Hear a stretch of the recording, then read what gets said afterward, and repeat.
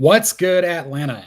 This is the Blog and Dirty Podcast, where Dirty Bird is the word if you haven't heard.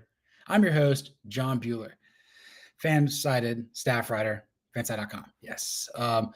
Yeah, obviously a false start a little bit here.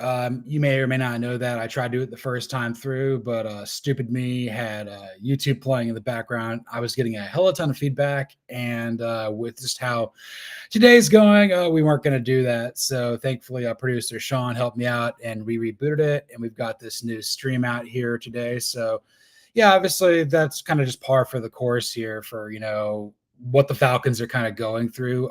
I decided, we had to move this around with, had some work stuff going on. So the normal time that I record just wasn't going to happen today. So I moved it up earlier, have a slightly wet hair, but not too bad. But yes, the Falcons are on their bye week. They've lost 2 games in a row to the Saints, and they got their ass kicked by the Broncos. And things are not going super hot there in Flowery Branch, but the team is 6-5. They've still got, I believe, a 2-game lead or a 1.5-game lead over the Buccaneers and the Saints into the division. And obviously they're 4-1 of the division right now. They own the head-to-head tiebreaker over the Buccaneers and still got to play one against the Panthers at some point down the line. But yeah, I decided that, I got to come to you guys with a show during the bye week. Just try to put our head around what's going on with this team a little bit. So we're going to get effing set here real quick because that's, what we got to do here. It's the utmost importance. Yeah, that's really what this team needs to do here. This team needs a bye week in the worst way possible. I kind of feel that like all of us, for the most part, need a little bit of a reset here. I guess once like school year starts and the season starts, it's go, go, go, go, go, go, go. And then you get to the holidays seasons with Thanksgiving and Christmas and everything that comes with that. You're just kind of like running on fumes here. Hopefully you were able to take some PTO. If not, maybe you get to spend some quality time with your family here over the next couple of days and weeks and months. But yeah, let's get started here with the vibe check here with the Atlanta Falcons. How are we feeling heading into the bye on a 2-game losing streak? Not great, Bob. Not great at all. I feel like I'm watching the Falcons again. This is who they are. This is what they do. I would have thought that after losing a game that everybody knew was more losable than you expected versus the Saints, that you would have shown up and played better versus the Broncos.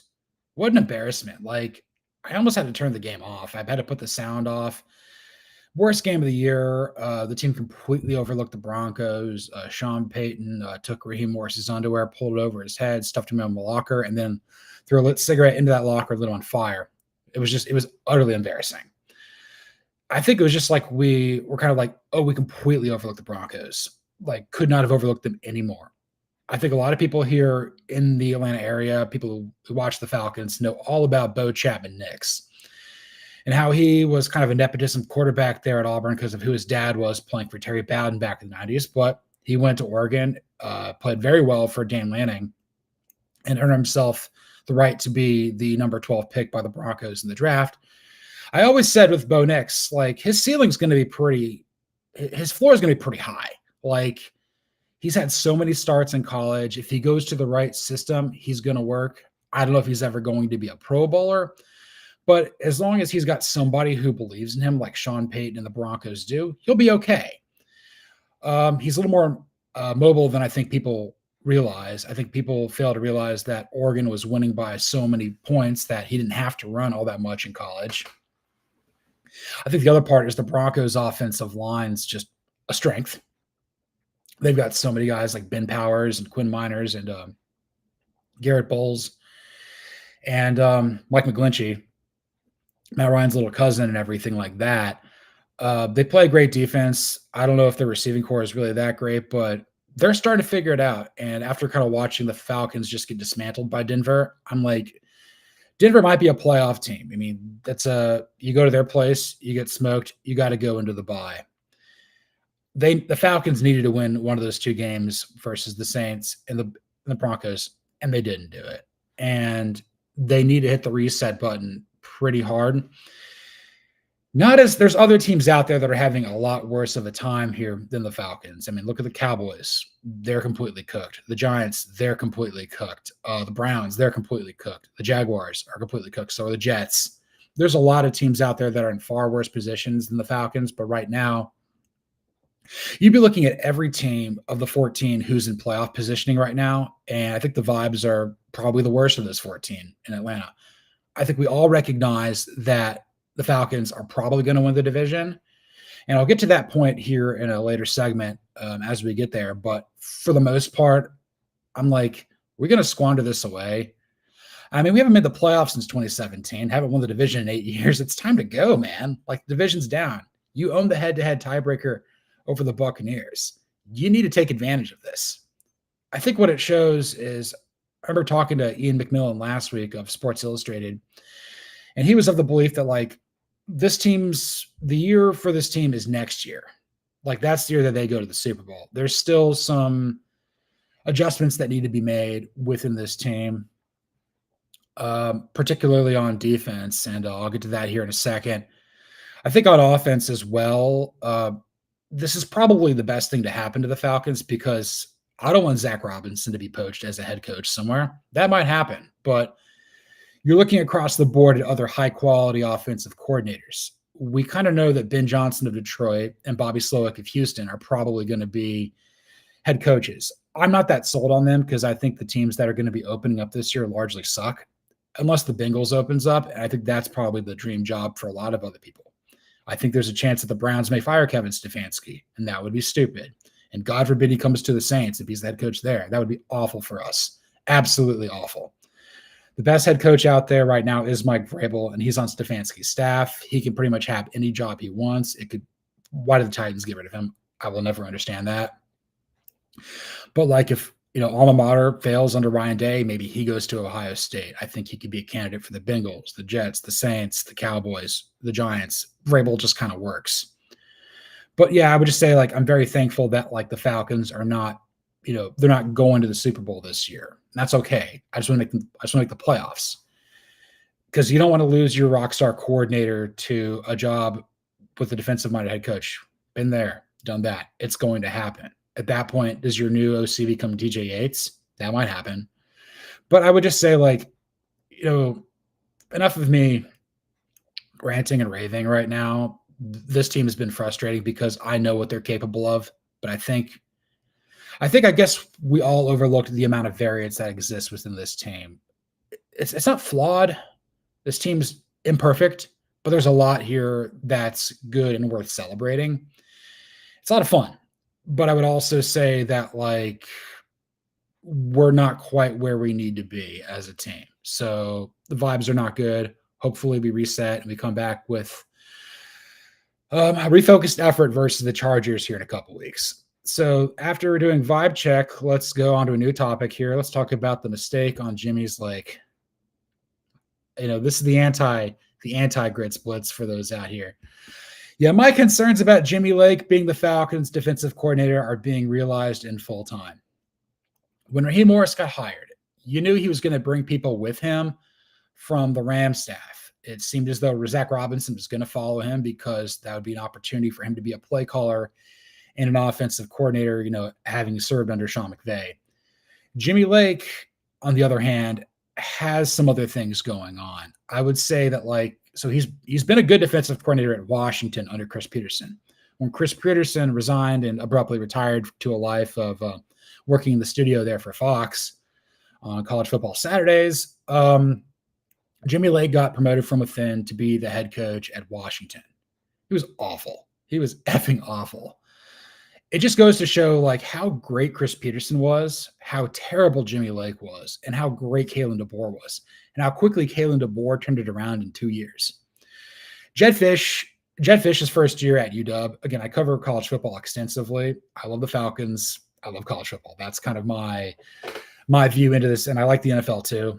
NFL kind of comes and goes for me, but I love this Falcons team, and I love college football.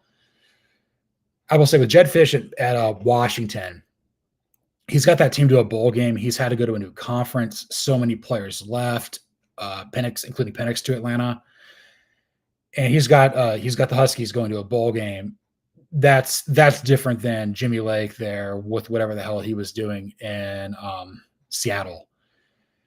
I wanted to believe that he would come in here and he'd bring some of that, defensive front identity that we saw with the Rams, under Raheem Morris, where like, okay, they've got Aaron Donald, let's go blow something up. Got star players in the back, whether that would have been Eric Weddle at one point, or Jalen Ramsey at another, or Taylor Rapp, or whatever it is. The Rams usually had pretty good guys flying around the secondary like we do. I think we've got great players there with Jesse Bates, Justin Simmons, and AJ Terrell, although they're kind of on my S list right now. Justin Simmons got his ass handed to him by his former team. Jesse Bates was out there talking S about Bo Nix, and that didn't work out. And AJ Terrell, I can understand why people didn't want to give him that mega contract.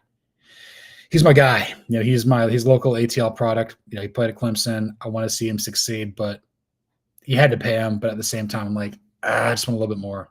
I also would recognize that the defense is starting to get banged up a little bit. Antonio Hamilton was hurt. I think D. Alford got hurt. There's issues. I think Bertrand had a concussion or something like that. Guys were starting to get hurt on defense, and that's probably why we needed this bye. But when I go to Jimmy Lake and looking at this defense, where's the development? How is this better than what we had under Ryan Nielsen or Dean Pease before that? I mean, it's just more of the same stuff. I feel like he was brought in here to help amplify the pass rush. Terry Fontenot went out there and got Matthew Judon. He's been largely accounted for. Grady that's not really his game, but he plays very well. I don't know what's going on with Arnold Ebiketie other than like, I don't think he's going to be part of this team much longer. Lorenzo Carter is my dog, but at the same time, I'm like, maybe we're kind of into line with him as well. Linebacking core, I think, plays its ass off. I do respect the guys there in the middle part of our defense. I just think the front four, we just don't know what we're doing. We have no clue. It's so frustrating. And I sit there and like, although I think Penix is going to be a great player for us one day, man, we really could have used Jared Verse. He's on the Rams now. We could have really used Leatu Latu. We could have really used Dallas Turner. And what really frustrates me is like they drafted a guy who was recruited to play for Jimmy Lake and Michael Penix Jr.'s Washington teammate Braylon Trice. Well, he got hurt in the first playoff game. Maybe he's a stud. Maybe he's going to be a great player for us. But again, we don't know. It seems like no matter what we do, we put in the defensive line, it doesn't matter. It doesn't work. It's just a heaping ball of suck. And like, I'm out there and I'm like, we just look pitiful. Like we basically allow the quarterback to have his best game of the season because they have the ball for so long because we can't generate any pass rush. And I understand that why Raheem Morris brought him here to Atlanta to be the defensive coordinator. But if there's a reason why this team doesn't make the playoff, it's because of Raheem Morris putting his faith and trust in that guy calling the shots defensively. So I guess I'll kind of move on here to the next part before I say something that I don't want to do. Let's do some blow the whistle or blow the whistle. Yeah, let's do that. This is still regarding the same sort of thing here with the Falcons and their their fantasy pass rush that doesn't exist. So my blow the whistle or blow the whistle. Will the pass rush improve after the bye? No. And I'm going to blow the whistle. It's not. I will say that there will be changes. I would venture to guess that Raheem Morris may take a more heads-on role within the defense.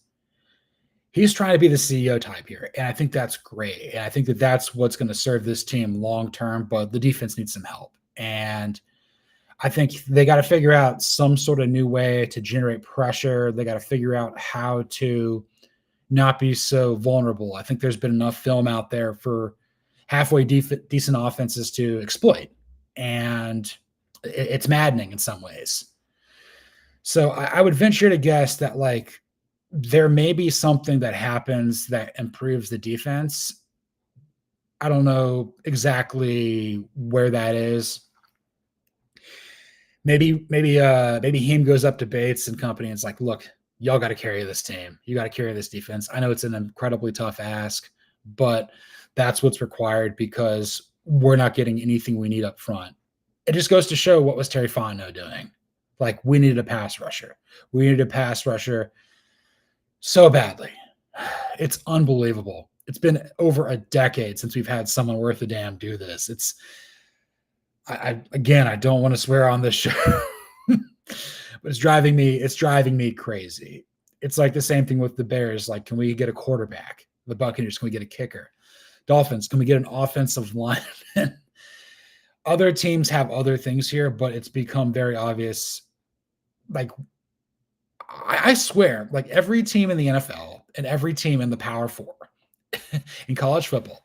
So we're talking about 31 NFL teams, and we're talking about 68.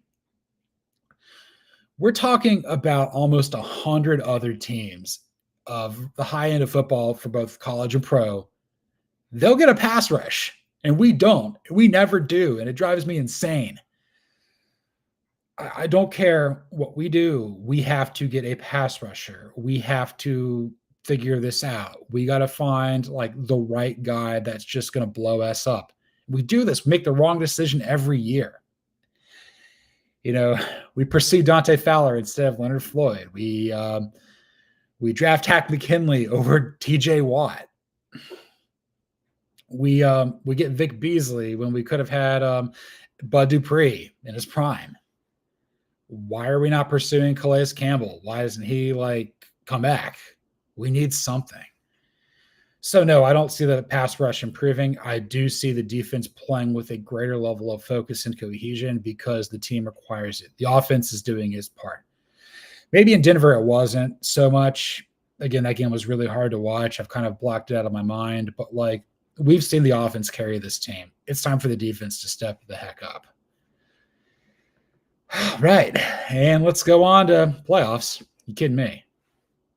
Yes, this is the segment that I do all the time on False Start with my colleague, boss, and co-host Cody Williams on False Start, where basically we look at the 12-team playoff and discuss it with that. But right now, okay, the Falcons are 6-5. They're a game or so up of the division. They could squander it away, but I think really the big thing is what needs to happen for the Falcons to win the division. Okay, through their first 11 games this year, they are 6-5. They are 4-1 in division, and I believe they are 2-4 outside of it. So I would say you look at your final 6 games. Again, I can't recall off the top of my head the home and road of it all, but I would say,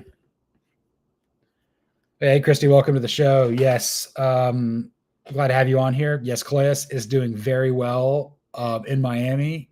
We need the money for the trades, and I just hope we make adjustments here coming off of the bye week and everything like that. I would say for the most part that what the Falcons need to do, they've got 6 games left that they got to win, or they got to play. I would love them to win them all, but I know this team. You know this team. We all know this team. We know what they're capable of. So I would say there's three games that you have to win. You got to beat the Panthers at home at the end of the season. You got to beat the Giants, and you got to beat the Raiders. Panthers are playing a lot better. It kind of just goes to show how good of a coach Dave Canellis is. And hopefully it works out for him long-term there in Carolina. He did great stuff there with Baker Mayfield. The Bucs are not quite the same without him. But again, we can't just cakewalk versus the Giants, the Raiders, the Panthers. You got to win those 3 games. So that gets you to 9 wins. You're looking at your 3 other games versus the Chargers, the Commanders, and the Vikings. You need to win 1, maybe 2. Let me put it this way. You need to win 1 of those games, and the 3 got-to-have-it games versus the Panthers, Raiders, and the Giants.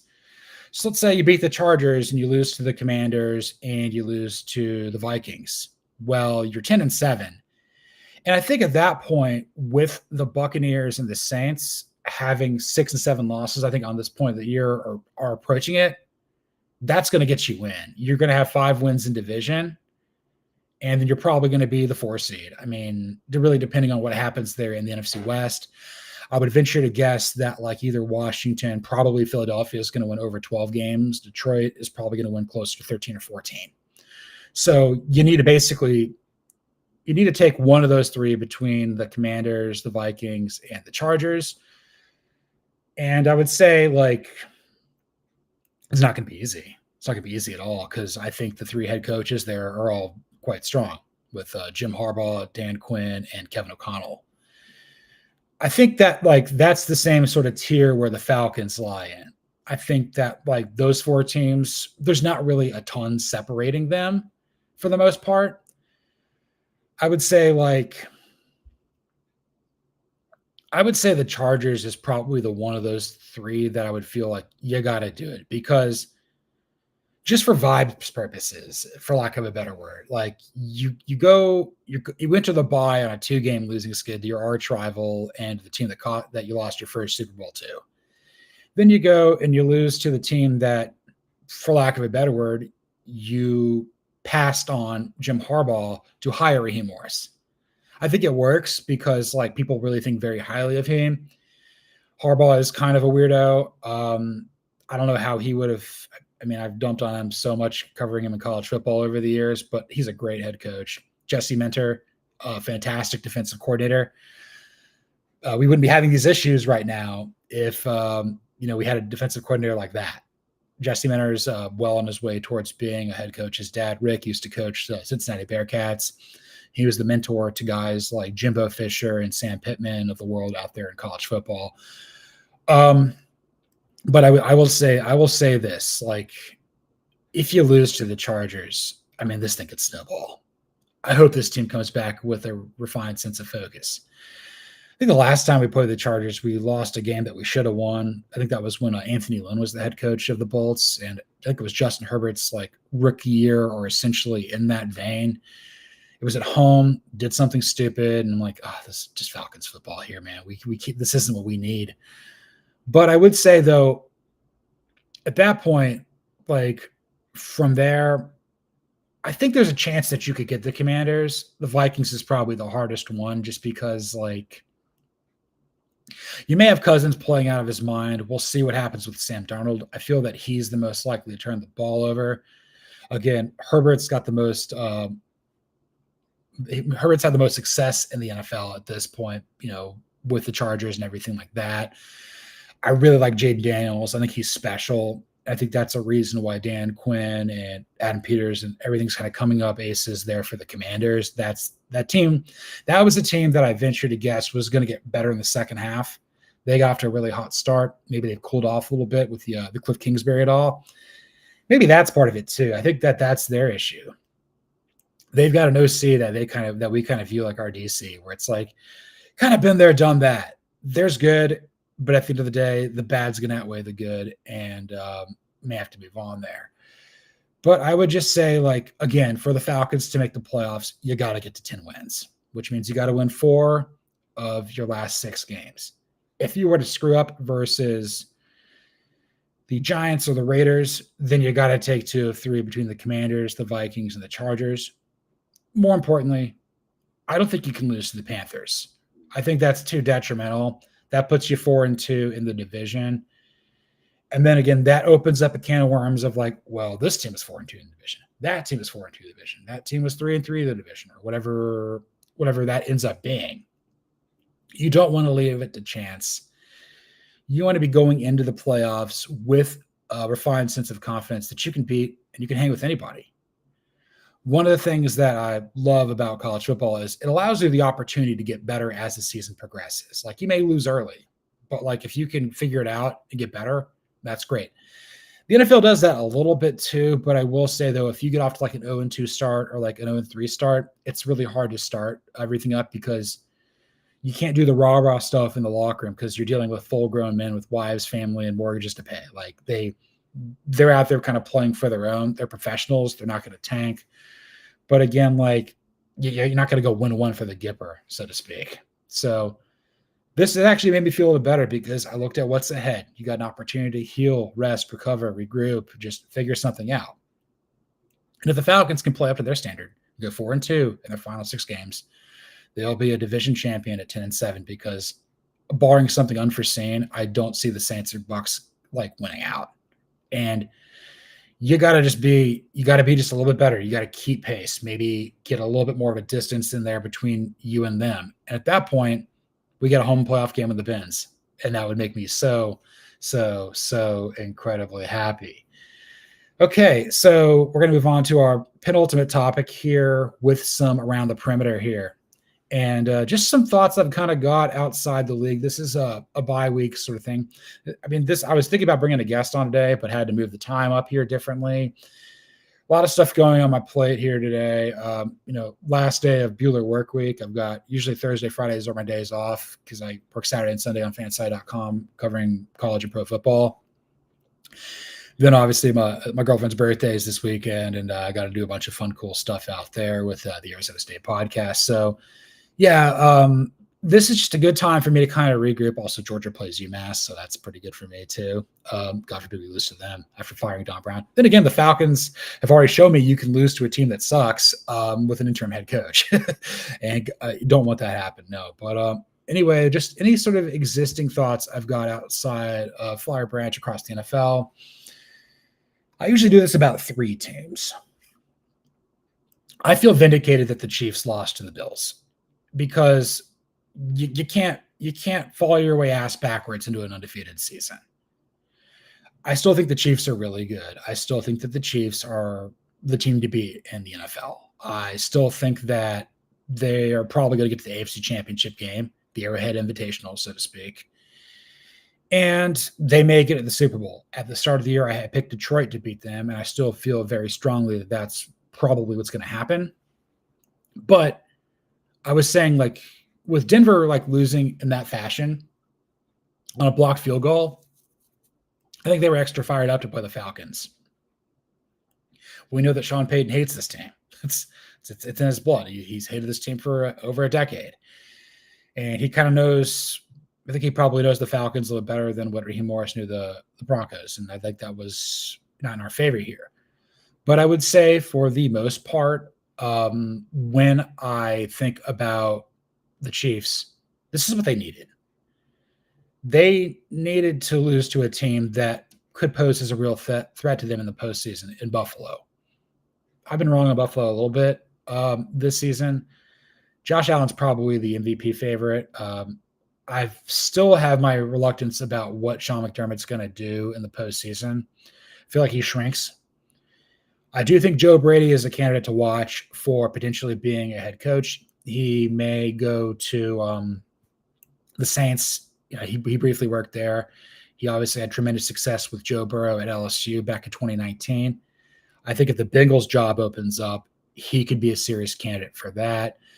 Again, I don't think he's quite in the same level as what people want to anoint Ben Johnson and Bobby Slowick. Again, I think I'd rather have Mike Vrabel, Kevin Stefanski, or Todd Monken, because a lot of these jobs that are going to open up are going to be chaotic.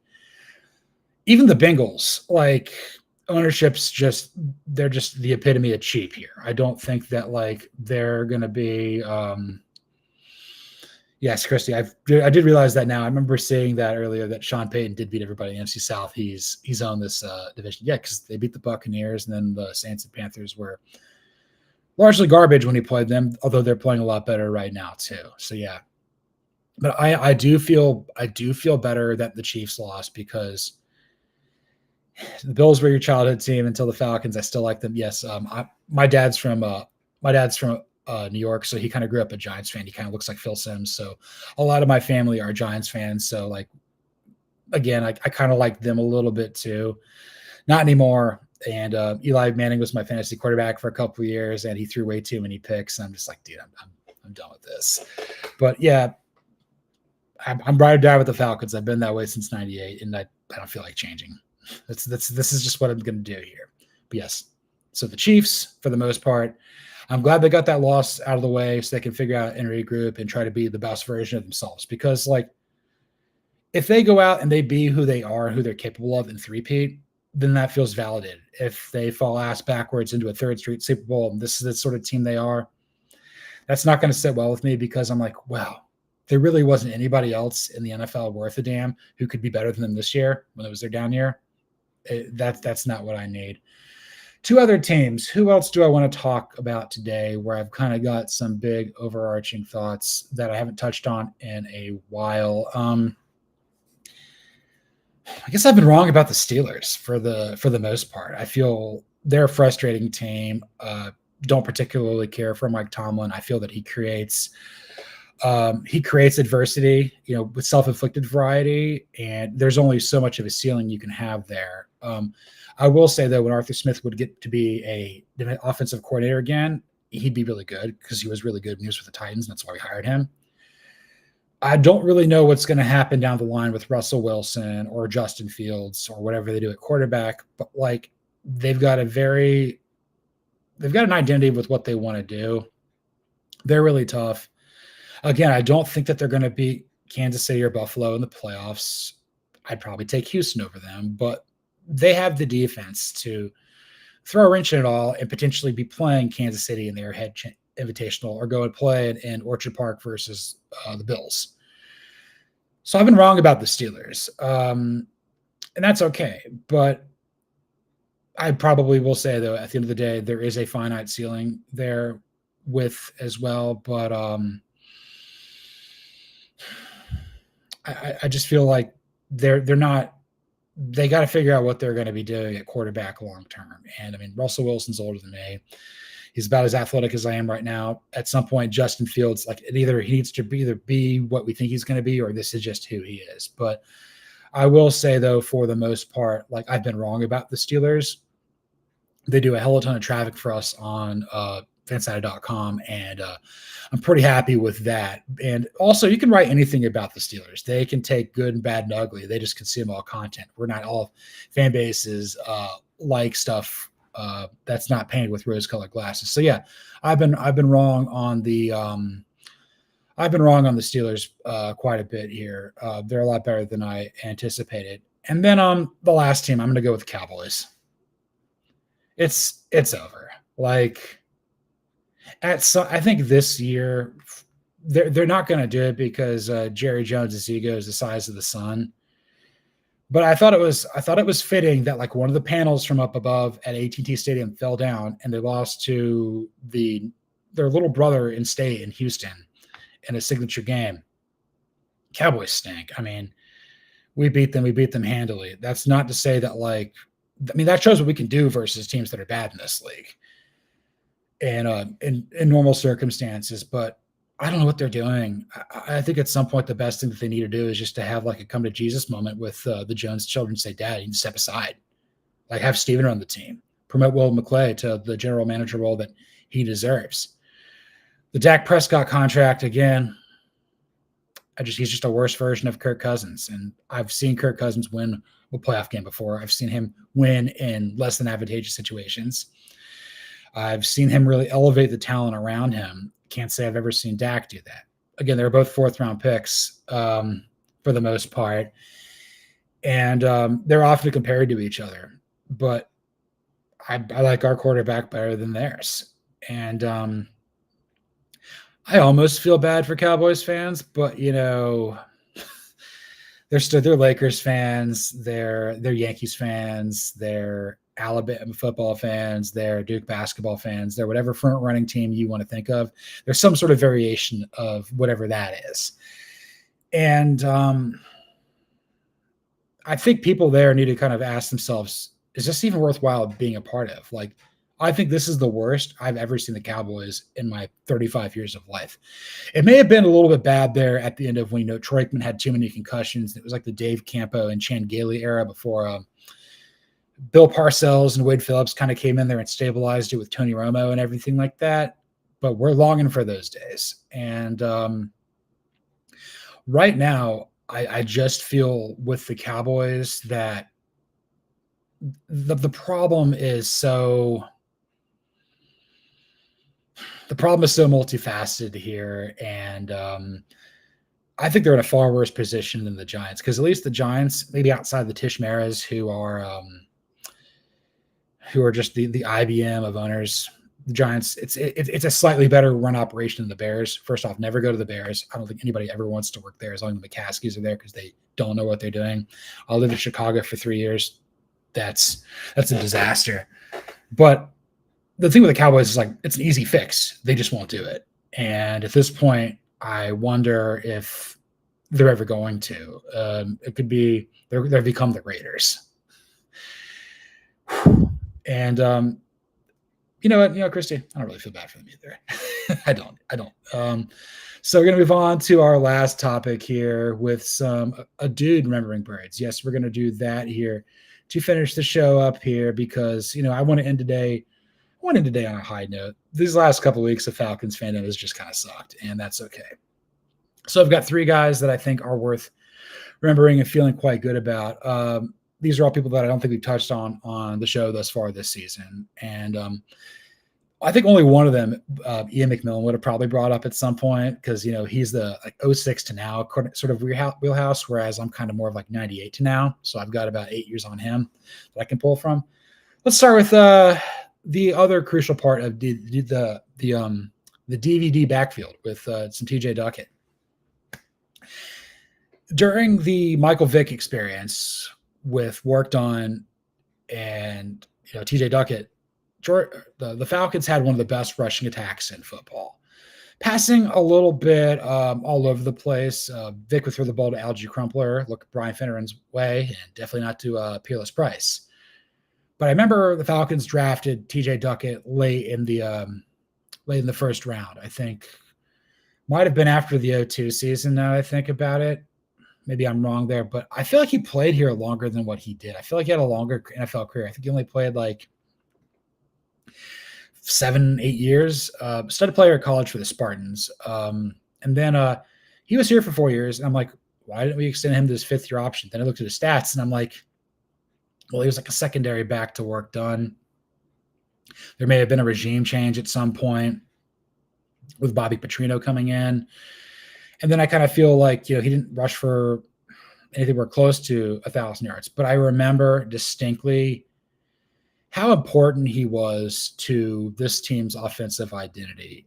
For the most part in my Falcons fandom, the passing game's kind of been the driving force for what the offense has done. Again, I've been very fortunate. I've seen a lot of great quarterbacks come through here, when I was really little, Bobby Hebert had that really good year. I grew up with Chris Chandler. That was my guy. I saw Michael Vick. And then obviously we had Matt Ryan. Now we've got Kirk Cousins. There have been a few bad years in between, the Marcus Mariottas, the Desmond Ritters, the Joey Harringtons, the Byron Leftwiches of it all.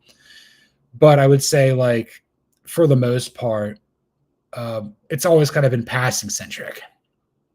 And then, but when the running game is going, I feel like that has really helped the defense. And, we could play complementary football. We could play a style of football that, maybe you can only really win one way. But I feel like keeping the ball in the other team's hands is really good because we don't have a pass rush. So I don't want to ever allow the team an opportunity to come back in the game. If they don't have the ball and we can hold on to it, I think we can control it. But yeah, I was looking at this with TJ Duckett. I'm blanking on it. He's got a cousin. I think, Mozzie Smith, former Michigan star with the Cowboys now, who's not really that good. I think that's his cousin or something like that. But he's the type of player that a certain era of NFL fans remember TJ Duckett quite fondly. I think a lot of people would be kind of remiss. Like, he only played there for like 4 years. I felt like it was longer, but yeah, I think about him all the time. I think about how fun those Dan Reeves, those Jim Mora Jr. teams were, before we got to the Bobby Petrino mess and before Smitty came here back in 2008. So I think very highly of TJ Duckett. Moving on to another guy, let's talk about some Bane. Yeah, let's talk about Mohamed Sanu. Fun, just a fun player. He came in here with the Dan Quinn era, I think in 15. I think he played here from 15 to 19. We traded him to the Patriots for like a 2nd-round pick, which I think we in turn used to get Hayden Hurst, and didn't really work out too hot there. But Mohamed Sanu, the one thing about him that I remember beyond what everybody else says, like, oh yeah, he played at Rutgers. Okay, he was an option. He played quarterback initially. Then he's a wide receiver. He was there with Greg Schiano. He was fantastic. He had like a perfect passer rating when he threw the ball and everything like that. He was the perfect number 2 to Julio Jones during that run. Like at that point, Roddy White kind of fizzled out and he inevitably retired or wasn't signed. And you needed that guy that could play off of Julio. And more importantly, what I liked about Mo is like he didn't breathe all the air in the room. Like he thought everybody else had. Like if his success wasn't taking away from somebody else's success. He was a tremendous team player. I think he had allowed trying to think who was the gadget player. I'm blanking on his name. He played went to the Browns a little bit. I think he also allowed, Devontae Freeman and Tevin Coleman to have their ways. And with Mohamed Sanu, he fit the offense. He fit the offense perfectly. He was a guy you had to account for. He was a guy that would make the big play. He was a guy that had the defense on their heels. I just think about how positive he was. And what I think people really fail to realize is like, yes, during that era of Falcons football, Alex Mack was like the biggest free agent acquisition, probably, I mean, maybe outside of Bates, maybe up there with Bates, like the most significant we've had ever. Like he was that impactful. I think Mohamed Sanu is like right there too, because he came in from a winning culture to some degree with the Bengals for his first contract there. And he was a very great player there, catching passes from Andy Dalton, playing alongside a more talented player there in AJ Green. But he took what he was doing there in Cincinnati and he brought it to Atlanta and did it at an even higher level. And I will say, though, we don't get to the Super Bowl without Mohamed Sanu. Matt Ryan's not a Hall of Fame caliber player without him being here. And I would say, I often say this when I talk about Matt Ryan's Hall of Fame candidacy. I say, how many players that on offense, receivers, tight ends, running backs were better without him? And I sit there and I'm like, not really anybody. Mohamed Sanu may be the one almost exception because he was still pretty good with the Bengals before he came here. He played a little bit longer, retired recently. But again, I feel like wherever he went, whether that be Rutgers, whether that would be the Bengals, whether that would be the Falcons, maybe very briefly with the Patriots there in 2019, he knew how to play winning football. And you can never have enough good guys like that on your team. And Mohamed Sanu will always have a very special place in my heart here within my Falcons fandom. And finally, just on the topic of pass rusher, let's finish the show with a guy that I don't think gets enough credit here in Falcons Soul. Let's talk about some Chuck Smith. He was the pass rusher extraordinaire for me before John Abraham got here. I think he only had like 50 sacks in his career, but that doesn't matter. Oh, Patrick Kearney too. He was like him, Patrick Kearney, John Abraham. That was the guys that I remember like, okay, they could get after the passer. They were good. You could always rely on them. Chuck Smith, believe he played at Clark Central High School, so in Athens, so right in the shadow of Georgia. He ended up going and playing at Tennessee. I think at that time, the Vols were probably a little bit better program. They were under Philip Fulmer. Georgia was still kind of struggling in the post Vince Dooley world with Ray Goff and everybody else like that. I'm trying not to cough here. I can feel that tickling in the back of my throat. Thank God this show's almost done. But I know it's coming back. I'm so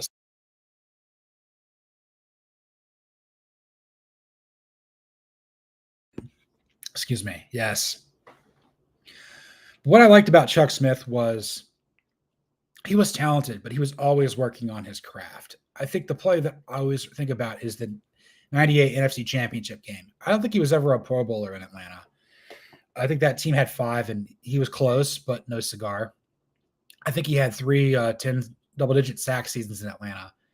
And I believe it was the strip sack he had of Randall Cunningham where he was kind of swarming up on him that flipped the game. They got the short field. The Falcons basically were down 10 like the whole game. Then like they get the touchdown. They get the ball back in the possession. That was a signature play where how the Falcons at 14-2 upset the Vikings who are 15-1. And I just think about him like he was the type of player in that game that the big moment wasn't too big for him. I feel like he and Chris Chandler as I remember, like watching that game during COVID, like, when we weren't going anywhere. Again, I was little at that point. I was in like third grade, and I just was like, "Oh my God, Falcons Super Bowl! Yes, this is unbelievable." Not really understanding the magnitude of it all. Realizing who the coaches were in that game. It's Denny Green on the sidelines for the Vikings. Their offensive coordinator was Brian Billick, before he went to the Ravens. Fode Fazio, longtime college coach with Pitt, fantastic coordinator. You have Randall Cunningham, you have Randy Moss, you have Chris Carter, Randall McDaniel. I don't know if Chris Dolan was on that team at that point. He might have been. That's a Falcons Vikings crossover we'll probably touch on at some point. But I just remember Chuck Smith being the type of player where his vision was good, his craft was good, his motor was good. He may not have been the most talented person out there, but I feel that he got the most out of his talent. And more importantly, I think now he does like pass rushing summits, pass rushing academies. He's like a coach in that regard. Really well thought of in his profession at that. Just always learning, always looking to get better. And not to say that the Falcons lack players like that, but like when I think of people who are the gold standard for that, Chuck Smith is one of the first names I think of, if not the first. He was that important to me growing up and becoming a Falcons fan. What a tremendous player he was. Yes. This was the Vlog and Dirty podcast. Yes. It was a lot of fun. Hopefully I didn't screw up the audio this time or anything like that. I tell you what, if I had the feedback in me, I would have lost my mind. I don't think I was ready for that at all. But yes, you can follow me, John Buhler, on Twitter or the X at Buhler118. You can follow the show on YouTube at Blog and Dirty. Be sure to read all your Falcons content on Blog and Dirty. Be sure to read all of my stuff and all of my colleagues' stuff on fanside.com. I still write Falcons articles there pretty regularly. Be sure to like, rate, listen, subscribe, review on Apple, Spotify, YouTube, anywhere there's podcasts. We would love for you to give a 5-star review there on Apple. It really helps the show. If you leave a comment here on, on YouTube, I'll answer the question for you. You can do it on, do the same sort of thing there on Apple Podcasts. You can do the same thing with me on Twitter, anywhere. I love fan engagement here. This team's fun. It's frustrating, but it's still fun. It's still better than what it was. So I'm very thankful just talking to y'all right now, just getting it out there. Just going into this episode here, coming up on 49 minutes here. I was a little down, just feeling pretty down about this team. Probably the worst I've felt about the team the entire season. But, that's what a bye is for. It's an opportunity to rest, recover, regroup, and everything like that. It's been a long week. It's been a long year. It's been a long month already. But just remember, there's a lot of people out there that care about you. There's a lot of people out there that want to see you succeed. There's a lot of people that want to do good. And, I will also say this. I will be doing this show on the day before Thanksgiving, I believe normal time, so 3:30 Eastern, probably go for about an hour. I plan to have a guest on here for the upcoming Chargers game. And then, we got some other games here too. I'm planning to have a guest on here for the Vikings, potentially the Raiders and Commanders as well, definitely the Giants, and we'll see what happens. And I believe Ian McMillan will be on the show for the Panthers week, just to kind of recap, because y'all like having him on the show. He's a lot of fun. He's a great sort of player. He's a great player. He's a great team player. He's just a fun all-around guy and everything like that. But yeah, again, Christy, thanks for hanging along with the show. I know the show's kind of been up in the airs a little bit and everything like that. I love having you on the chat whenever you're here for live stream time. It's always great. But yeah, once again, thanks for listening. And this is the Blogging Dirty podcast.